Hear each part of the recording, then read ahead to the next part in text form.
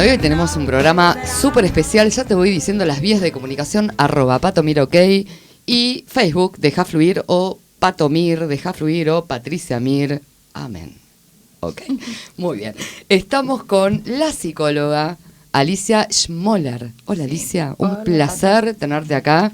Gracias. Con un tema, ¿te escuchás bien? ¿Estás cómoda? Estoy comodísima. ¿Se escucha bien? Más cerquita. Más cerca, ahí estamos bien. Ahí estamos perfectos. Bueno, Le voy a contar a la gente, ella es psicóloga, tenés una trayectoria de más de 30 años.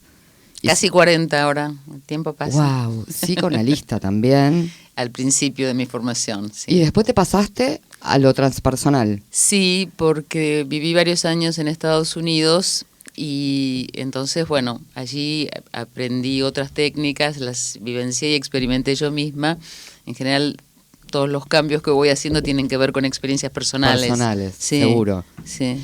Digo, venís de una formación tradicional. Sí. Y psicoanálisis ni hablar. ¿Cómo llegaste, y vamos a hablar de tu libro, que ahora lo vamos a mostrar en cámara, La Sombra, ¿cómo llegaste a Jung? Porque es maravilloso.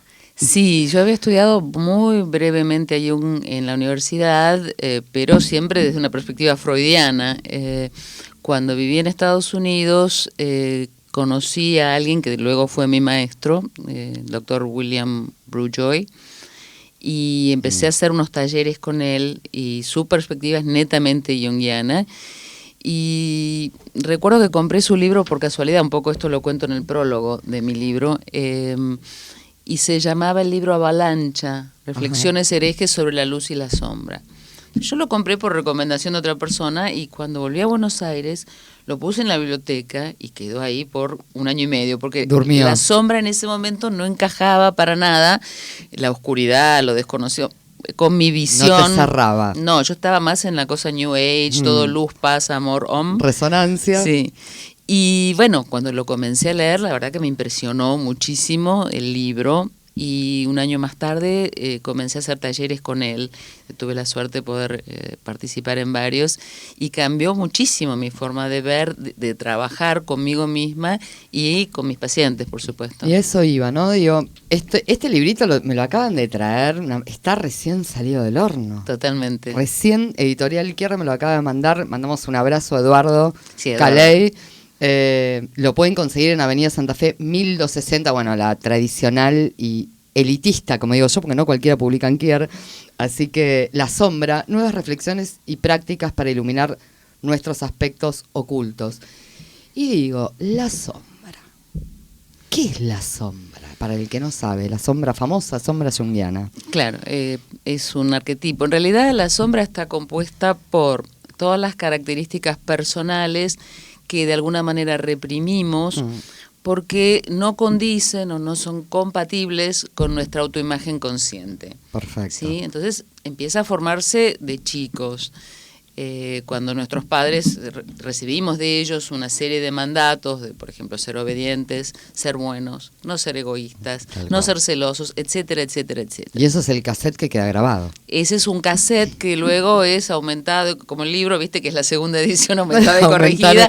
El cassette va engordando, digamos, todo el tiempo, porque después hay mandatos de familiares cercanos, sociedad, de maestros, amigos, etcétera. En la adolescencia el grupo de pares, una etapa sumamente difícil donde hay muchísima sombra, porque en ese momento, cuando vos no tenés una identidad sólida para nada, sino que estás buscando tu identidad. Estás formando, ¿no? Esa cabecita, como digo yo. Entonces, en un punto te volvés en contra de una serie de mandatos, pero incorporás otros para ser parte del grupo de pares, ¿no? Entonces, la pertenencia, ¿no? La pertenencia. Para poder cuajar con algo. Y eso ya en la infancia, cuando comienza a formarse la sombra, digamos, sucede y da lugar al desarrollo de la máscara, que sería la otra cara de la moneda y que es justamente ¿no? La tapa del libro. Entonces la máscara, a diferencia de la sombra, está formada por todas las cualidades y características que nosotros queremos que realmente se nos noten, todo lo que creemos que nos va a dar un grado de aprobación. La aprobación, tal cual. ¿Sí? Entonces, la máscara es útil. es necesaria para funcionar adecuadamente. Si es vos, como cumplir un rol. sí, si vos tenés, por ejemplo, una entrevista de trabajo, aunque estés cansada o de mal humor o con dolor de cabeza, bueno, vas a ir y vas a poner cara de Esa entrevista. máscara, tal ¿sí? cual. Ahora, Vengo a la radio, tengo cara de radio. Claro. No importa que te haya pasado, tal no, cual. lo dejas de lado. Tal cual. El punto es que si bien es útil, la máscara no debería constituirse o convertirse en una estructura rígida, porque cuando vos quedas atrapada por la máscara, no podés ser auténtica, no te podés vincular realmente con los demás. Y por otra parte, si estás viviendo desde la máscara, aun cuando obtengas la aprobación que buscas, nunca confías realmente en ella, porque está basada en una distorsión de tu ser de real. personalidad, claro, seguro. Entonces, nunca vas a confiar en que esa aprobación sea genuina, ni la vas a creer, porque sabes en algún lugar que no es que real. eso no es real. Que vos no sos quien... vos. Exacto. Digo, descubrir esto de la sombra, y Gustavo me mira, pero a mí me encanta este tema. No sé mucho del tema, debo reconocer, pero me fascina, he leído algo. Porque tiene que ver con, descubro esto inconsciente que luego consciente sería. Sí. ¿Está bien? ¿Va por ahí? Totalmente. Lo que pasa es que lo descubrís de una manera un poco extraña. ¿Por qué? Porque en realidad las sombras son una serie de características que yo no acepto en mí y que en cuanto las veo afuera me hacen reaccionar, ya sea positiva o negativamente. Porque si bien uno cree... Eso es importante, puede Sí. ser lo negativo o lo positivo. Totalmente. En general la palabra sombra genera rechazo, Claro. temor. ¿Por qué? Porque se cree que está compuesta únicamente por características negativas que nos hacen sentir malos o culpables. Pero en realidad la sombra es todo lo que no sabemos que somos y lo que no queremos ser Lo también. que no queremos ser, claro. En realidad Jung la definió como la parte que está compuesta por una serie de talentos personales que aún no hemos desarrollado y además todo lo que consideramos desagradable, inferior, negativo o vergonzoso. Entonces, ¿qué pasa? Si yo, por ejemplo, tengo una característica personal que no acepto, ponele la vanidad, ¿sí? Y está en mi sombra, yo no soy consciente de que lo tengo, pero ¿qué va a pasar? Cuando yo vea a alguna persona que está actuando de esa manera, me dedico a perseguirla, Vas a tener una criticarla, reacción. para asegurarme de que esa característica no exista. Claro. Entonces, entablo una especie de lucha con el afuera, cuando en realidad es un conflicto interno. El famoso espejo. Es exactamente eso. Es como que vos ves en otros o crees ver a veces ciertas características y entonces reaccionás. Entonces, la reactividad es una de las mejores formas como para ir descubriendo la propia Para darse sombra. cuenta, claro. Totalmente. Y además es muy interesante porque cuando vos te das cuenta de tu propia reactividad, que en un punto es difícil, porque cuando uno está tomada por emociones intensas, no te da precisamente muchos deseos de observar y examinar. De ahí la importancia muchas veces de la meditación y de la autoobservación. Totalmente. Sí. Entonces, es interesante cómo trabajás con la reactividad. Yo cuento muchas veces un ejemplo que me sucedió a mí, que fue un día que había ido a participar en un taller.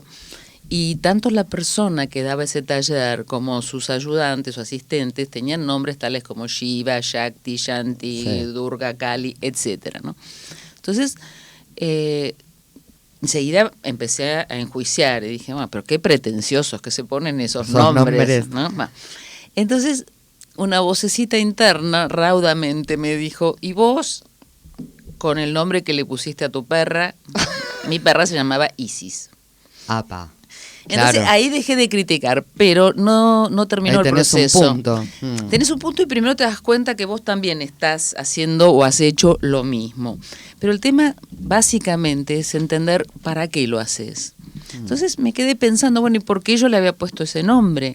Y tenía que ver con el arquetipo de la diosa Isis, de lo maternal, de lo sanador, y que eran cualidades que yo quería expandir, y por eso le puse ese nombre.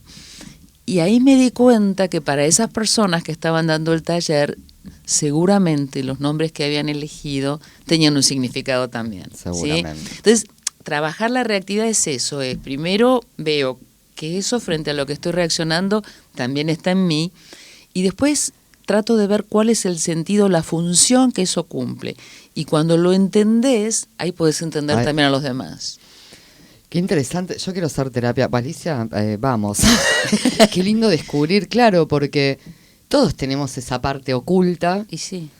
Buena y mala, por supuesto. Está como hablábamos antes, las dos partes. Me estoy acordando del retrato de Dorian Gray. Ajá, sí. Digo, por ahí para hacer un paralelismo con esto, ¿no? De la parte oculta, claro, sí. oscura. Sí, oculta, sí. Y está bueno esto de la oscuridad también. Porque claro, todos tenemos algo de oscuro, aunque no sea consciente por ahí. Sí, y lo interesante también es poder aclarar que el término oscuro no es algo malo, es solamente que no está iluminado por la luz de la conciencia. Ahí está. ¿Sí? ¿Y cómo hacemos entonces para iluminarlo, para poder conectarnos con eso que estamos viendo afuera? Entonces, una de las cosas es la reactividad, una de las formas de reconocer la sombra. Otra de las formas es cuando vos tenés, por ejemplo, experiencias recurrentes, experiencias de vida recurrentes. Ponele, ser traicionado, ser abandonado. Ahora, cuando esto te pasa con frecuencia, necesitas revisar qué tipos de personas estás atrayendo y qué aspectos tuyos se están espejando, como vos muy bien dijiste recién. Interesante, el abandono. Y porque el abandono en general espeja el autoabandono. ¿Sí? Se ve mucho en las parejas, cuando las personas eligen a alguien como pareja que no está disponible y lo ves reiteradamente, ¿no? Entonces, lo que la persona también tiene que revisar, la que elige a otras u otros que no están disponibles, es su propia disponibilidad. En general nos ponemos en el rol de víctimas y mirá lo que me pasó y por qué me pasa esto, o formulan conclusiones del tipo de qué mala suerte que tengo, ¿sí? O los hombres o las mujeres iguales, son... Más después de los 40 las mujeres nos ponemos en esa, ¿no? En esa cosa de los hombres son todos iguales. Creo que los hombres también tienen ciertas conclusiones seguro. Respecto de lo femenino. El punto es, bueno, realmente darte cuenta por qué y para qué vos pasás por cierto tipo de experiencia recurrente. Otra forma en la que ves a la sombra, que es una característica que para mí es maravillosa, que es el sentido del humor, que nos permite tomarnos con liviandad y sin ser tan solemnes y hasta aburridos a veces y dramáticos. Pero si nos fijamos, el humor en general está basado en descalificar a otros. Sí, un tipo de humor, sí. Sí, entonces, por ejemplo, hacemos chistes sobre los de otras razas, y entonces son otros, por ejemplo, o los acá, chistes de gallegos. Exacto. En Estados Unidos son chistes de polacos, ponele. Ajá. Pero entonces, ¿qué está pasando ahí? Son otros los tontos, los ineptos, los incompetentes, y nunca uno. Jamás. Entonces, sí, explorar... Ponele, cuando hay muchos chistes sobre el matrimonio, sobre la sexualidad, como si no fuera algo trascendente. Entonces, a veces, mediante el humor se trata de quitarle poder a ciertas experiencias muy significativas. Entonces, explorar por qué nos reímos de algo, para qué empleamos cierta clase de humor, es revelador. O qué nos hace reír, ¿no? Claro, seguro. Claro. Y desdramatizar. Sí. Que también, o sea, es desdramatizar, pero también de entender por qué nos reímos tanto del sexo, o por qué nos reímos, viste, de conflictos entre las personas, o por qué hay estos chistes sobre las mujeres o sobre los hombres, ¿sí? Y entonces ahí hay mucho de sombra, hay mucho para darnos cuenta. En general, yo creo que cada vez que uno abre la boca para emitir un juicio sobre alguien, revelas tu sombra, ¿sí? Y tiene mucho que ver con lo que nosotros vemos o creemos ver afuera, porque en realidad el mecanismo de proyección actúa muchísimo, ¿sí? Entonces vos ves en otros, ya sea lo que vos decías, cualidades buenas o malas, positivo o negativo, que siempre es relativo al contexto y a la cultura, por supuesto, ¿no? Pero sí, me acuerdo también otro ejemplo canino, que mi perra cuando era chiquita la llevaba a pasear, Isis, ladraba a su sombra pensando que era otro perro. Y esto es lo que hacemos los seres humanos. Lo que hacemos nosotros, tal cual. Lo que hacemos nosotros, donde tratamos de modificar a los otros y no de ver los propios aspectos, a trabajar desde un lugar de humildad, ¿viste? De autoaceptación amorosa, de dónde está uno, cómo es uno, entendiendo también que muchas de nuestras características, ponele, son compensatorias. Total. Las personas arrogantes en general son muy tímidas. Muy tímidos. Y las personas muy autoritarias en realidad no se sienten en contacto con su poder, porque si estuvieran tranquilas con su propio poder, No demostrarían ese poder de control. no tienen que estarle ganando a los demás e imponerse, ¿sí? El poder en realidad es un tema muy fuerte y vos lo podés tomar como sustantivo o como verbo. En el caso del sustantivo se trata del poder concreto, cuánto puedo yo mandar a otros. En el caso del verbo es lo que vos podés hacer, lo que sos capaz de realizar, lo que podés ofrecerle a otros, ¿sí? Entonces, es una distinción interesante. Interesante, Sí, muy interesante. Sí. El libro, que El ahora, libro. ahora llevo a casa y me lo leo entero, Qué te lo amorosa. juro, me encanta. Me encanta escucharte aparte. Gracias. Yo veo acá que hay ejercicios también y visualizaciones para Sí, en hacer. esta edición incluí, con ayuda de quienes me soplan a veces, incluí, sí, ejercicios y visualizaciones. Digo, ¿cómo puedo descubrir mi sombra? ¿A través de terapia? ¿Voy a terapia? ¿Qué hago si yo quiero descubrir mis sombras? Podés mirar televisión y ver cómo reaccionás frente a ciertas cosas, ¿sí? Y entonces ver lo que te genera ruido interno, en vez de informarte únicamente, ahí ya hay algo que se está activando en vos. Podés descubrirlo a través de tus actos fallidos. Yo menciono en el libro uno que siempre lo doy como ejemplo porque es tan claro. Una paciente mía que tenía una amiga que era muy gorda y un día se encuentra con ella y la amiga le dice que quiere ser modelo publicitaria. Sí. Entonces mi paciente le dice, bueno, sí, seguro que vas a hacer un exceso. Y la palabra que quería usar conscientemente era éxito. Ahí va. El Pero lo que inconsciente. pensaba a nivel inconsciente y lo que sentía, que no tenía la amiga obviamente las condiciones necesarias como para ser una modelo publicitaria, emergió. Viste que pasa eso, ¿no? Que nos pasa permanentemente. Digo, el inconsciente es como un gran amigo también. Totalmente. Es como que se te escapó algo, prestale atención porque tiene que ver con esto de la sombra, de la luz, de lo nada, de todo esto. Totalmente, en realidad además es una fuente creativa el inconsciente. Vos fíjate también cómo la sombra aparece en los sueños, ¿sí? Sobre todo en las pesadillas, que son como mensajes prioritarios y urgentes donde tenés que prestarle atención a algo que en la conciencia no aparece. Y cuando Ahí vos está el trabajás, mecanismo compensatorio, el sueño sería un tipo de ponerle mecanismo compensatorio. Usted sabe mucho de estas Nah, cosas, poquito, señora. no te creas, me encantaría. Bueno, parece que bueno, sí, pero ahí... que sí. Sí, hay mecanismos en los sueños que son la compensación, la complementación, hay distintos mecanismos que aparecen en los sueños y que son súper interesantes. En el libro yo doy algunas pautas de cómo trabajar con los sueños para las personas que no están habituadas a hacerlo, ¿no? Entonces tenés el humor, tenés el tipo de vínculos que estableces, tenés la reactividad, digamos, uno tiene mucho material, las películas, cuáles te gustan y cuáles no, claro. qué personajes te identificás y cuáles rechazás. Que esto lleva a otra parte de la sombra que la llamábamos positiva, pero que es también lo que uno admira, no es solo lo que te genera una reacción negativa. Cuando vos admirás o envidiás a otros, ¿sí? Quiere decir que están espejando características propias que vos todavía no tenés conscientes. ¿Sí? Entonces, ¿cómo te dedicas a profundizar y a desarrollarlas? En general, la envidia está basada en ver que alguien tiene algo que yo no tengo, número uno. Número dos, en creer que yo nunca lo voy a poder tener. Y número tres, sentir que no tengo nada de valor equivalente. Claro. Porque no es, bueno, el otro tiene un auto y entonces yo quiero un auto y no tengo el auto y no tengo el dinero para el auto. A lo mejor lo que puede ser equivalente es la capacidad de desplazarme libremente. Entonces, ¿cómo me conecto con eso? No ¿sí? es solo el auto, como es como un símbolo. Exacto, sí.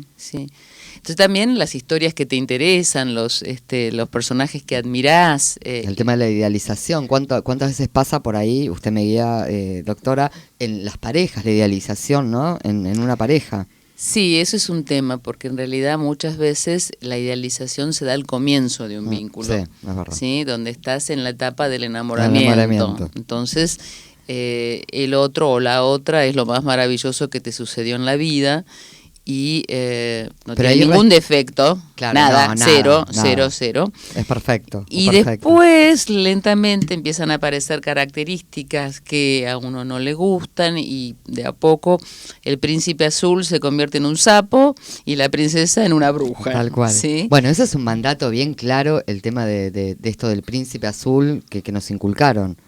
Sí, sí, ¿No? Esto sí. de casarte y no digo la familia obviamente, pero de conseguir el príncipe azul, son Sí, arquetipos. Sí, sí, totalmente. Yo me acuerdo de chica, por suerte tuve una infancia difícil, digo por suerte porque eso me llevó a empezar como paciente a los 5 o 6 años, hice mi primera terapia. Pues yo me acuerdo que era muy triste, muy desdichada y que yo pensaba, bueno, ahora mi vida es así, pero cuando sea grande me voy a casar y voy a ser feliz. ¿Viste? El felices y perdices. Fuimos felices y comimos perdices, Sí, tal cual. que es una distorsión, es como cuando ves películas románticas, me acuerdo de Una sintonía de amor, donde están Meg Ryan y Tom Hanks arriba en el Empire State, pero bueno, en algún momento bajan, ¿viste? Y después que sucede. Se acaba eso. Claro, entonces cuando se termina el enamoramiento, que está basado en proyecciones, comienza el trabajo del amor. Y entonces ahí es abrir el corazón, aceptar a ese otro o a esa otra con sus características reales. Y cuanto más vos tengas desarrollado el amor a vos misma, más podés realmente estar con otra persona porque no estás dependiendo de que te provea de aquello que vos sentís que careces. Pero muchas veces la pareja está basada en eso. Y muchas veces las parejas tienen muchos recursos, ¿viste? Yo trabajo con parejas y cuando vos empezás a abrir más el tema de la comunicación, fundamental, de todo lo que no se dice, ¿no? De todos los subtextos. Abajo la alfombra. Claro, ¿no? Pero cuando lo empezás a decir, y además en las parejas vos ves que en general hay una sola pelea, siempre, es la única, con distintos argumentos, que es vos no me querés tanto como yo te quiero a vos, o vos no me valorás tanto como yo te valoro a vos, ¿no? No me escuchás, ya sabemos todo el... Sí, y tiene que ver muchas veces con cómo la comunicación en realidad de lo femenino a lo masculino y viceversa es totalmente diferente, porque ayer justo estaba trabajando más allá del feriado con una pareja y entonces él decía, bueno, pero ella está mal, entonces yo le digo que ¿por qué no hace esto? ¿Por qué no hace aquello? Y ella salta, pero vos no me entendés. Entonces, explicar que las mujeres cuando nos pasa algo no queremos que nos den soluciones y que en el hombre surge naturalmente el deseo de resolverte el problema. Claro, obviamente. Entonces una quiere ser escuchada y no que te digan qué hacer. Bueno, pero hace esto, hace lo otro. Pero es desde un lugar masculino de la acción y es muy amoroso muchas veces y nos cuesta entenderlo y decodificarlo desde lo femenino, ¿no? Es verdad, porque nuestros cerebros son totalmente distintos. Son distintos. Lo que pasa es que también todos tenemos una parte femenina y una parte masculina y en distintos momentos funcionamos de distinta manera. Y la mujer está ahora ahí como algo que por ahí yo veo que está como muy masculinizada también, con esto del yo puedo sola y también hay un tema ahí con el hombre. Sí, yo creo que depende, supongo como lo que hablábamos del poder. Una cosa es saber que yo puedo sola y otra cosa es estar enarbolando una bandera de que yo puedo sola y no necesito nunca a nadie, porque todos necesitamos en algún punto y porque en realidad incluso tomar conciencia de la sombra no se puede hacer en el aislamiento. No. Jung decía que nadie se puede individuar, o sea, convertirse en el ser pleno que uno es en la cima del Everest. No. Es en la interacción. El contacto con el otro. Claro. Qué tema interesante, por favor, vamos a ir a una pausa.